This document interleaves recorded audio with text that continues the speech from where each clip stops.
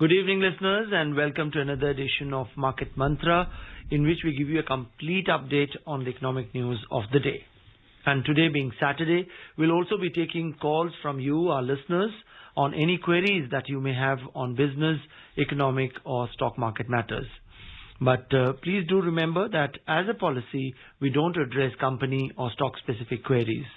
You can call us on 2331 4444 23717106, and our third line is 2371 7117. I'm Rangabashyam, and with me is my co-anchor in Hindi, Amrish Saxena. नमस्कार। आर्थिक खबरों के कार्यक्रम market मंत्र में आपका स्वागत है। रोज की तरह आज भी हम ताजा आर्थिक समाचार आप तक लाएंगे। श्रोताओं, आज शनिवार है और हर एक शनिवार की तरह आज भी हम आपके प्रश्न सीधे प्रोग्राम में शामिल करेंगे। आप हमसे आर्थिक, व्यापारिक और शेयर बाजार से जुड़े किसी भी मुद्दे पर जानकारी प्राप्त कर सकते हैं, परंतु ध्यान रखिएगा कि हम किसी विशेष कंपनी या स्टॉक के बारे में आपको इस कार्यक्रम में जानकारी नहीं दे पाएंगे। हमसे बात करने के लिए आप हमें इन नंबरों पर फोन कर सकते हैं 23314444 और 23717106 और तीसरा नंबर है 23717117। आपके प्रश्नों का उत्तर देने और प्रमुख खबरों पर चर्चा करने के लिए हमारे साथ कार्यक्रम में आमंत्रित हैं रूरल वॉइस चैनल के संपादक हरवीर सिंह। हरवीर, नमस्कार। कार्यक्रम में आपका स्वागत है। नमस्कार अमरीश। और सबसे पहले हेडलाइंस लेके मौजूद हैं रंगभाष्यम। Thank you, Amrish. First, the top stories. Indian economy to overtake the UK economy to become the fifth largest economy in 2025, forecasts a UK-based think tank. Government is fully committed towards the development of infrastructure, says Union Minister for Road Transport and Highways Nitin Gadkari. And in international market, Brent crude oil futures declines 2% during the week. Britain स्थित think tank ने कहा है कि भारतीय अर्थव्यवस्था वर्ष 2025 तक Britain की अर्थव्यवस्था से आगे निकलकर विश्व की 5वीं सबसे बड़ी अर्थव्यवस्था बन जाएगी।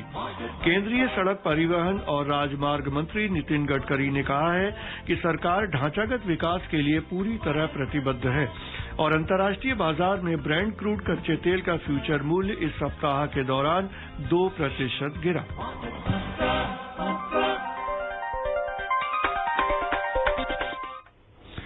और आज की पहली खबर, ब्रिटेन स्थित think tank centre for economics and business research ने आज कहा कि भारतीय अर्थव्यवस्था वर्ष 2025 तक ब्रिटेन की अर्थव्यवस्था से आगे निकलकर विश्व की 5वीं सबसे बड़ी अर्थव्यवस्था बन जाएगी। भारतीय अर्थव्यवस्था वर्ष 2019 में ब्रिटेन को पीछे छोड़कर 5वीं सबसे बड़ी अर्थव्यवस्था बन गई थी, लेकिन इस वर्ष वह फिर से छठे पायदान पर पहुंच गई। सेंटर ने आज प्रकाशित वार्षिक रिपोर्ट में कहा है कि वर्ष 2020 में रुपए की कमजोरी के चलते ब्रिटेन भारतीय अर्थव्यवस्था से आगे निकल गया। इस शोध संस्थान के अनुसार वर्ष 2021 में भारतीय अर्थव्यवस्था 9% की दर से आगे बढ़ेगी और वर्ष 2022 में यह गति 7% की होगी। रिपोर्ट के अनुसार भारत के आर्थिक रूप से अधिक विकसित होने के साथ ही उसकी अर्थव्यवस्था में तेजी की रफ्तार कम होती जाएगी तथा वर्ष 2035 में जीडीपी विकास की अनुमानित दर 5.8% रहेगी। रिपोर्ट में कहा गया है कि भारत की अनुमानित विकास दर के अनुसार वर्ष 2030 तक वह दुनिया की तीसरी सबसे बड़ी अर्थव्यवस्था बन जाएगा। इस क्रम में वह ब्रिटेन को 2025 में, जर्मनी को 2027 में और जापान को 2030 में पीछे छोड़ देगा। Harbir, what would you say about this particular story? Really encouraging for the Indian economy and Indian government that, in the next almost 5 years, the Indian economy will overtake UK's economy and would become the 5th largest economy. Yes, Rangabashyam, actually in 2019 we have already overtaken UK's economy, but due to this pandemic and depreciation of rupee, two important factors are there that again UK has surpassed our economy, but definitely from the next year onward our growth will be high and gradually we will take over again, overtake again this thing, UK's economy and will become fifth largest economy. As well as the size of the economy will grow. Rate of growth will be low, but size of the economy will grow gradually. And Indian economy is vibrant. All the sectors of the economy is growing, and I think some changes in the global order of the economic development will also be beneficial for Indian economy. Right. And Harbir, since you are there, we always enjoy discussing, issues related to agriculture and the rural scenario. And the entire country has been talking about and debating about this particular issues of, farmers' protest on the outskirts of Delhi against these, three newly enacted laws. Just for the benefit of our listeners, tell us what is the exact position now about the farmers' protest, about these three laws and its relevance and importance.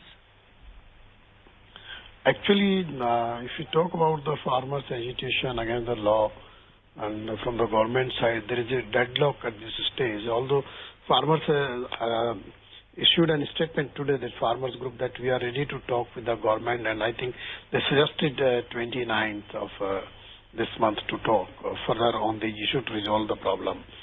So government wrote ordinances in the first week of June, and then subsequently presented the bill in the House, and it was cleared by both the House in September. Now laws are already there. So definitely nobody is happy with the status quo.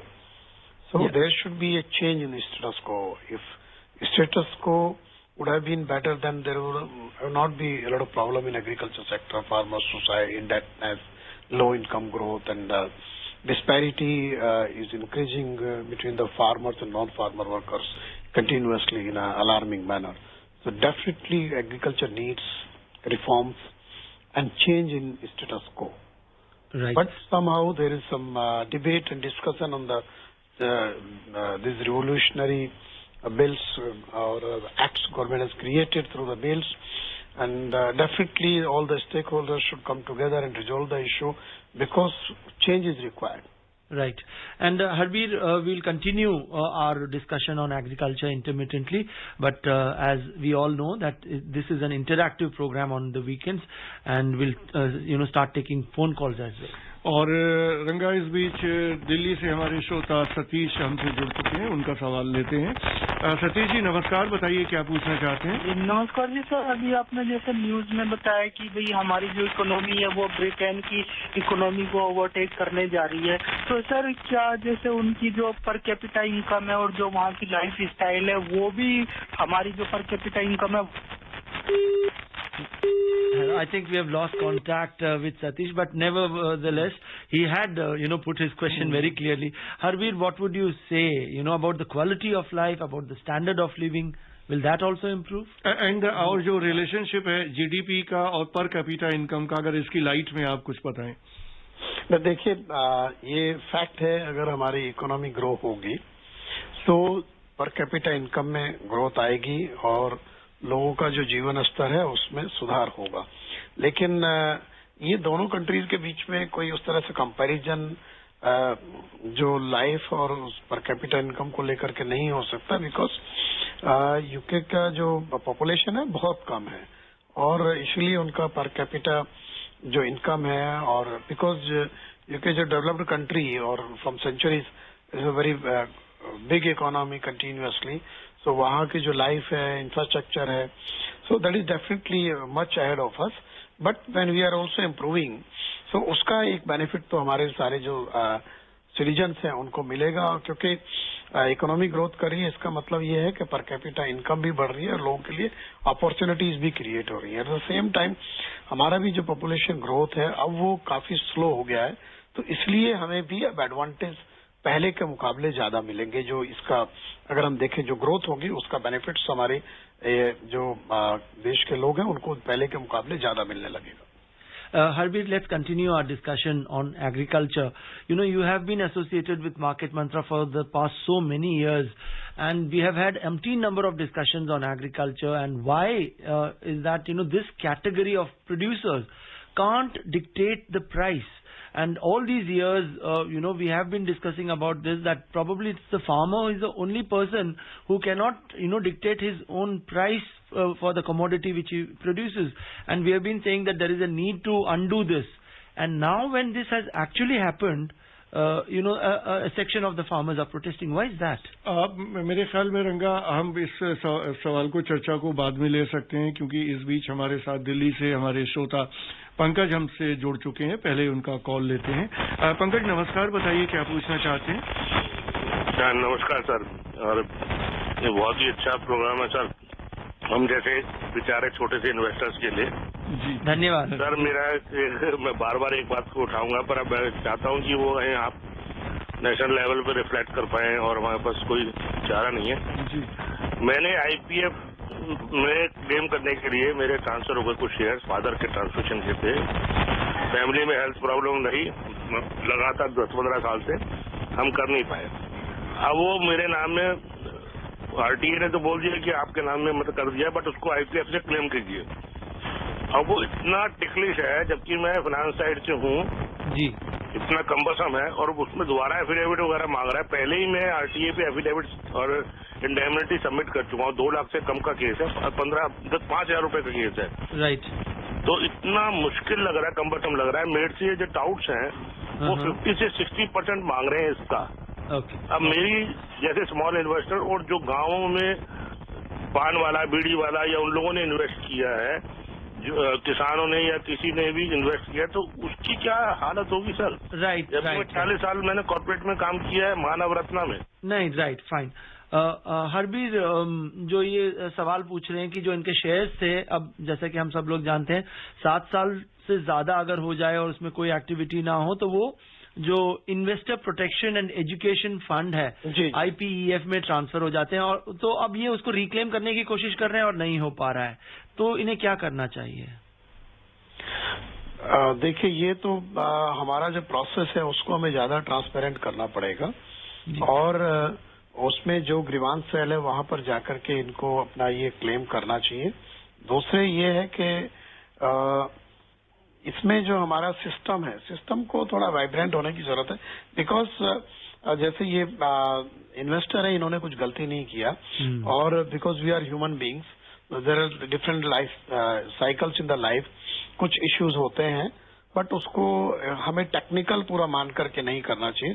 There be some flexibility, क्योंकि जो website है उसके ऊपर जाकर के इनको और एक बार डिटेल डाल के और फिर उसको फॉलो अप करना चाहिए. और जैसे इन्होंने एक पॉइंट रेज किया कि वहां पर कुछ जो चीजें हैं एडमिनिस्ट्रेटिव लेवल पे, वहां पर इश्यूज आ रहे हैं, तो I think if someone is listening to us, so government agencies and higher authorities should look into these issues. It's a very important issue. सिर्फ कोई एक इंडिविजुअल इन्वेस्टर की बात नहीं है. There must be few hundreds or maybe thousands of investors are facing this problem.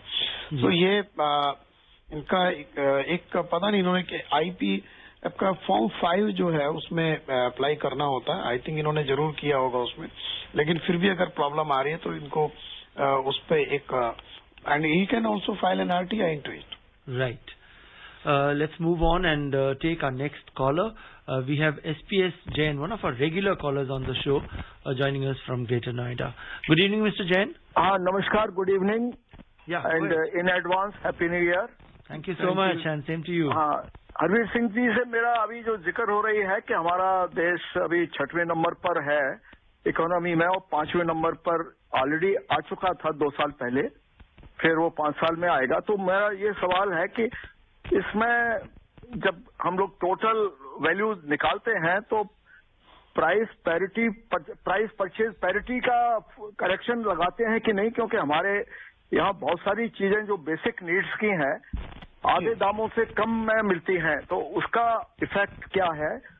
दूसरा, इसमें जो हमारे घर की महिलाएं घर में मेहनत से काम करती हैं इनफॉर्मल इकोनॉमी में, उसकी कोई वैल्यू नहीं जोड़ी जाती.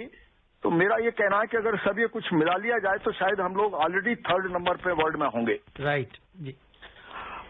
ठीक है जैन साहब, एक्चुअली देखिए, एक तो बात सही है आपकी कि जो GDP नंबर है उसमें तो परचेज प्राइस पैरिटी को तो उस तरह से इकोनॉमी के साइज के लिए तो नहीं गिना जाता, लेकिन ये है कि परचेज प्राइस पैरिटी एक इंडिकेटर होता है कि जो इसको कई बार आपका जो बर्गर इंडेक्स भी बोल देते हैं, तो ये उसमें है कि कोई भी प्रोड्यूस किस दाम में यहाँ मिल रहा है, वही सेम अमाउंट में आप कितना ले सकते हैं, तो उससे एक परचेज प्राइस पैरिटी का एक आकलन निकलता है। उसमें हम काफी आगे आ जाते हैं कई बार। और ये आपने सही कहा है कि हमारी इकोनॉमी का एक बड़ा हिस्सा इनफॉर्मल सेक्टर में है, बट ये हमारे जो स्टैटिस्टिशियन है वो कहते हैं कि हम अज्यूम कर लेते हैं, बट डिस्पाइट दैट ये एक डिबेट है हमारे यहाँ इसको लेकर के कि क्या वाकई हमारा इकोनॉमी का साइज वही है जो कि हमारा जो CSO जो आंकड़े जारी करता है, क्योंकि बहुत बड़ा हिस्सा हमारा इकोनॉमी का ऐसा है जो कि अनअकाउंटेड है, और अभी हमारा जो डाटा कलेक्शन है का प्रोसेस है वो बहुत फुल प्रूफ नहीं है, उसमें लगातार सुधार की गुंजाइश है। बट ये है कि पिछले कुछ स्टेप्स में GST वगैरह आने के बाद से इनफॉर्मल सेक्टर का साइज काफी छोटा हुआ है, तो हो सकता है आने वाले दिनों में हम लोग भी डेवलप्ड कंट्रीज की तरह ज्यादा हमारा जो इकोनॉमिक एक्टिविटीज है वो सब उसमें अकाउंट होने लगे, but definitely there is a space for that. और इस बीच हमारे साथ मुंबई से हमारे श्रोता केशव जुड़ चुके हैं। केशव नमस्कार, बताइए क्या पूछना चाहते हैं। Good evening sir. कल प्रधानमंत्री जी ने किसान सम्मान योजना का जो डिस्ट्रीब्यूशन किया, तो ये गवर्नमेंट जो है वो किसानों को 2,000-6,000 रुपया देती है। इसे ऐसा गवर्नमेंट ये क्यों नहीं करती कि किसानों के लिए अच्छी सिंचाई की सुविधा की जाए, उनके खेतों में अच्छी से सिंचाई की सुविधा, इससे अच्छा किसानों का लिविंग स्टैंडर्ड सुधरेगा। ये 2,000 और 6,000 देने से क्या होने वाला है किसानों का? Thank you. Yes, Harbir, what would you say?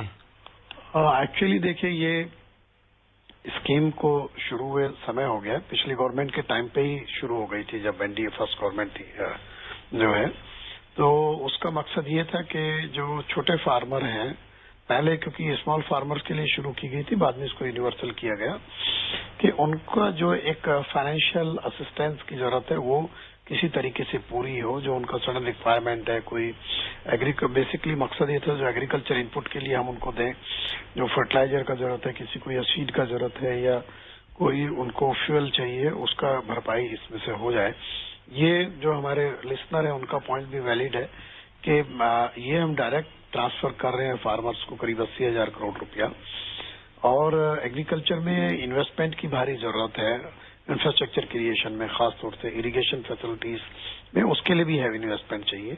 हालांकि उसके लिए एक स्कीम चल रही है 50,000 करोड़ की, बट डेफिनेटली हमें और ज्यादा पैसा चाहिए। अब ये एक संतुलन की जरूरत है कि हम ये डायरेक्ट ट्रांसफर्स दें, ये इसको क्या हम इन्वेस्टमेंट मानेंगे, या हमारे पास अगर रिसोर्सेज ज्यादा हो तो फिर हम और उस रिसोर्सेज को संतुलन बना के कहीं इंफ्रास्ट्रक्चर इन्वेस्टमेंट, खासतौर से इरिगेशन फैसिलिटीज और दूसरे जो एग्री इंफ्रास्ट्रक्चर रिक्वायर्ड है उसमें इन्वेस्ट करें। तो ये कहीं इसके ऊपर वैसे चर्चा होनी चाहिए। Right. We have R.P. Upadhyay joining us from Delhi, but before we take his call, let's take a look at... hello. नमस्कार। I think we have him online, so we'll first take his call. Welcome, Mr. Upadhyay, and put your question. नमस्कार साहब सभी को। नमस्कार जी। हाँ, एक general शिकायत है कि RBI और सारे बैंक जनता को सचेत करते हैं टाइम टू टाइम। इसी तरह से जो ATM मशीन हैं या तो सारी खराब पड़ी हुई होती है, या अगर ठीक होती है तो उनमें कैश नहीं होता। तो इस तरफ भी कोई RBI या इनवाइज बैंक ध्यान दे रहे हैं या नहीं दे रहे हैं? धन्यवाद। Yes, Harbir, about ATMs. ATM, ये बात सही है कि एक तो जो बैंकिंग सर्विसेज है उनका सर्वे तो होता है और उनकी रेटिंग भी का भी प्रोविजन है, लेकिन एक बात मैं कहूंगा कि ये एक बहुत ही पॉइंट वैलिड है कि इधर अगर आप देखें जो ATM के थ्रू सर्विसेज हैं उनका क्वालिटी का इशू आया है, और जो कैश खत्म होने का बहुत फ्रीक्वेंट है, and you can find some ATMs जो कि समटाइम जो नॉन फंक्शनल हो जाते हैं एक वीक तक। सो ATM का मकसद ये है कि नियर बाई माई हाउस और माई वर्क प्लेस, कि जब मुझे जरूरत हो तो मैं कैश का अपना रिक्वायरमेंट पूरा कर लूं और मुझे बैंक ना जाना पड़े, और 24 आवर्स की सर्विस है। दूसरे ये भी है कि हम दूसरे बैंक ब्रांच जो दूसरे बैंक का एटीएम है उससे भी ले सकते हैं, बट कोई भी कस्टमर प्रीफर करता है कि जिस बैंक का वो कस्टमर है पहले वहां जाए। तो इसमें ये मैं ये कहूंगा कि जो हमारे पब्लिक सेक्टर बैंक्स हैं उनके एटीएम्स को लेकर के कई जगह बहुत इश्यूज हैं, उसको प्रॉपर फंक्शनिंग का या कैश का भी इशू है। तो ये डीजल बैंक्स को इस तरफ देखना चाहिए, because if customer is not satisfied ultimately it is the loss of the bank or company. Right, and before we take more calls, let's take a look at some of the other news items. In an exclusive interview to All India Radio News, Union Minister for Road Transport, Highways and MSMEs, Nitin Gadkari, has said that the government is fully committed towards development in the field of infrastructure. He informed that construction of 22 green express highways which is in progress, will prove to be a game changer in the field of transportation and travelling. Mr. Gadkari also spoke about Prime Minister Narendra Modi's vision of Atmanirbhar Bharat and making India a #1 global economy. He said the centre is taking every measure to boost the cottage, small, medium and micro enterprises in the country. और मुंबई से हमारे श्रोता Thakkar line पे हैं। ठक्कर साहब नमस्कार, बताइए क्या पूछना चाहते हैं। हेलो हेलो जी जी ठक्कर साहब बताइए क्या पूछना चाहते हैं। अच्छा, मेरे को मतलब मैं और मेरे वाइफ जी दोनों ब्लाइंड है जी, तो उसका जो ये भी टेस्ट करते हैं, मेरे लड़के को कितना टेस्ट करने पर कट होता है। जी आपका सवाल नहीं समझ में आया। यानी उसको कितना रिलीफ मिलता है किस चीज में? टैक्स में। टैक्स हाँ, हम दोनों ब्लाइंड है। जी राइट राइट जी हरवीर जी जी टैक्स में क्या मतलब से ये दोनों लोग ब्लाइंड हैं तो ये जानना चाहते हैं कि इनको टैक्स में किस तरह का रिलीफ मिल सकता है। नहीं, एक तो जो it will depend on their income, किस कैटेगरी में आते हैं जी, और उसके बाद इनका अगर कोई ट्रीटमेंट वगैरह का कोई रिक्वायरमेंट है उसमें इनको बेनिफिट अलग से मिल सकता है, बट यूजुअली सीनियर सिटीजन्स के लिए बेनिफिट्स हैं और वीमेन्स के लिए अलग से बेनिफिट है। Right, so these are the basically point, but at the same time क्या है कि हर साल हमारा जो फाइनेंस बिल है वो चेंज भी होता है, तो we must look into the latest finance bill. Fine. Let's move on and take our next caller. We have Dr. Anil joining us from Delhi. Good evening and welcome to Market Mantra. Thank you Rangbhashyam ji. Yeah, go ahead. Put your question. हाँ, आप शनिवार जो programme anchor करते हैं मैं उसका बहुत fan हूँ कई बार। तो secondly I would like to raise some small points, 2-3 program. It's a very enlightening program, मुझे बहुत फायदा होता है जी इससे। तो अमरीश जी आपको भी नमस्कार, हरवीर जी को भी बहुत प्रणाम। और the first point which I want to raise is that capital जो वर्ड है और कैपिटल फॉर्मेशन जो ये कंसेप्ट है, इन दोनों में प्रैक्टिकली क्या अंतर है ये समझाइए, और माइक्रो और मैक्रो पर भी कभी कभी बात किया कीजिए कि इनमें क्या डिस्टिंक्शन है common man point of view से। और थर्डली जो है कि एक बार पैराडॉक्स दिखाई देता है रंगभाषम जी, वो ये है कि करेंसी जो डेप्रिसिएट करती है जो जी, तो इससे कहते हैं एक्सपोर्टर्स को बहुत फायदा होता है। तो ये doesn't seem to be a paradox, इसको कैसे रिजॉल्व करेंगे? करेंसी डेप्रिसिएट ना करे या करे? It's a double-edged sword. All the experts have always been saying, isn't it? Anyways, बहुत सारे आपने सवाल पूछ लिए. Let's see if we can take all of them. Harbir ji, what would you say? Capital formation. He wants to know, between capital and capital formation. Capital formation में आप देखेंगे कि एक तो डिपेंड करता है कि जो आपका करंट आउटपुट जो है उसमें जो कंज्यूम्ड जो स्टफ होगा उसके बाद जब अकाउंटिंग करेंगे, if there is some additional thing so then it is capital, इसमें आपका आएगा। या फिर आप कोई capital basically for new investment fresh करने के लिए आप कैपिटल इन्वेस्टमेंट करते हैं, वो आपका कैपिटल उसमें आता है। और कैपिटल फॉर्मेशन भी उसी में प्रोसेस का एक पार्ट है। दूसरा, इन्होंने एक क्वेश्चन किया था कि अबाउट फॉरेक्स का। देखिए कि डिपेंड करता है कि कोई भी जब हम एक्सपोर्ट करते हैं और हमें जो अर्निंग होती है फॉरेन करेंसी में, उसका हमारे पास क्या वैल्यू है। सो इफ सपोज हम लोग डॉलर में अकाउंटिंग करते हैं कि $1 से आज मैं यहाँ पे कितना रुपया परचेज कर सकता हूँ. सो अगर रुपी डेप्रिशिएट होता है तो जो एक्सपोर्टर है उसकी जो अर्निंग्स है वो बढ़ जाती है. दूसरे ये भी है कि जो कॉस्ट ऑफ प्रोडक्शन है वो भी उसके हिसाब से कम पड़ता है. तो ये कई सारे फैक्टर ऐसे हैं. हाँ, लेकिन अगर उसका इम्पोर्ट का इनपुट है then it is not beneficial to him. Right. In that case. Yeah, let's move on and take our next caller, probably our last caller on the show this evening. We have Subhash joining us from Mumbai. Good evening and welcome to Market Mantra. Hello. Hello. Mr. Subhash, yeah. Welcome to the program. Put your question. Hello. Hello. हम आपको सुन पा रहे हैं सुभाष जी, आप अपना सवाल पूछिए. हाँ. Sir, I want to ask one question. I'm holding some shares in a large cap company. Okay. Jointly with my father. And my father had expired. Yeah. Now I came to know that after death of my father, the company has issued bonus shares. Right. Now I want to request for deletion of name from the security. How should I deal with those bonus shares? Okay, right. Got it. Shall I? Yeah. Harveer ji, what would you say? Actually, I think he's told that they are a joint shareholder of the company. Yeah, his father had shares. Share. Yeah, and now he want to, delete his father's name since he has expired. So definitely he can apply under the process on the security, this equity law and all. So he can get it. Then he need to write to the company with the detail, with the certificate, death certificate, and then name will be deleted. He has to give full documentation to the company. Right. Let's move on and take a look at the energy scenario. Global crude oil prices ended lower during the week.